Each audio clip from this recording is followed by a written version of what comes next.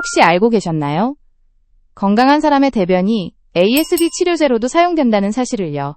At age 3, the now 15-year-old was diagnosed with autism. Mom Heidi says they tried everything. Then, 5 years ago, Ben's doctor suggested he take part in an experimental study. The study lasting a few months, but within days, Heidi says she noticed a difference. He would not get up in the middle of the night. The lights would not be on. Over the second week, the lights were off at night, stopped wetting the bed. There's been a lot of research that shows that there's a connection between the gut and the brain. ASU researchers Drs. Rosa Kroc-Malnick-Brown and Daewoo Kang are among those behind this revolutionary study. All 18 kids who took part, including Ben, have autism and had gastrointestinal problems. But 2 years after the study ended, the team found participants' GI issues were almost completely eliminated, and their autism symptoms reduced by nearly 50%. 실제로 대변 이식술, FMT를 통해서 ASD 증상이 완화되었다는 사람들도 있고 관련된 여러 연구가 진행되고 있습니다. 남의 대변을 이식한다고요? 먹는 건가요? 주사로 넣나요? 자폐 증상에 효과가 있다는 증거가 있나요? 대변 이식술은 2017년 미국 애리조나 주립대학의 연구를 시작으로 자폐 스펙트럼 장애 ASD를 가진 일부 환자들에게서 소화기 증상은 물론 행동 및 의사소통 능력의 호전이 관찰되면서 자폐에도 효과가 있을 수 있다는 가능성이 제기됐습니다. 이거 한국에서도 받을 수 있나요? 너무 위험한 거 아닌가요? 미국에서는 22년도에 이미 캡슐로 FDA 승인을 받았는데요. 한국에서는 아직 관련 연구가 제한적이어서 전부 비급여 치료로만 진행되고 있습니다. 시행 중인 병원도 아직 몇 곳뿐이라고 하네요. 과연 국내에서 FMT를 받는 ASD 아동은 몇 명이나 될까요?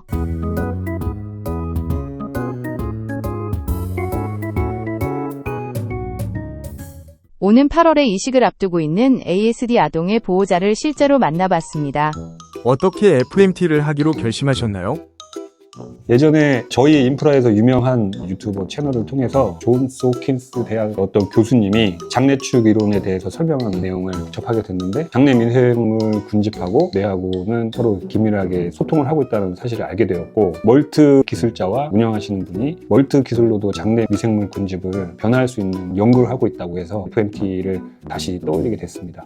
저희 아이는 멀트 치료를 한 7차까지 받았는데 호전이 많이 보였고 가능성도 굉장히 많이 요즘 느끼고 있는데 더 나은 회복을 하기 위해서 장 문제가 해결이 되거나 또 장내 미생물 군집이 좋아지면 아이의 가지고 있는 자폐에 대해서 극적인 변화가 가능할 수도 있다라는 확신이 들어서 결심하게 되었습니다. 우리 몸에는 약 100조 개 이상의 미생물이 살고 있고 그중 대부분은 장에 집중돼 있습니다.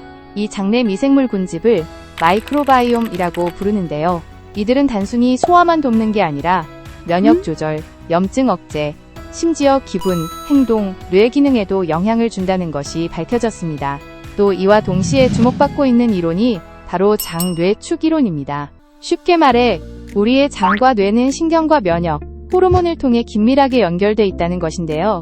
장내 환경이 나빠지면 우울감, 불안, 과민 반응, 그리고 ASD와 같은 신경 발달 문제까지 유발할 수 있다고 보고되고 있습니다. 그래서 ASD의 원인 중 하나로 장내 미생물 불균형이 제기되기도 하지만 반대로 ASD 원인을 단순히 장 문제로 볼 수는 없고 장내 환경 변화가 결과이지 원인이 아닐 수 있다는 주장도 있습니다. 그럼에도 여러 연구와 임상 사례들은 장내 환경을 개선하면 ASD 증상이 호전된다는 사실을 뒷받침하고 있습니다. 특히 장내 미생물 군집의 변화가 두드러질 때 아이들의 사회적 상호작용이나 의사소통 능력이 향상되는 사례들이 보고되고 있죠. FMT는 클로스트리디움 디피실균 감염 CDI 치료를 시작으로 본격적으로 주목받기 시작했고 장내 미생물 불균형을 바로잡는 매우 효과적인 방법으로 인정받게 되었습니다. 그럼 FMT를 진행하는 시간과 비용은 얼마나 들까요?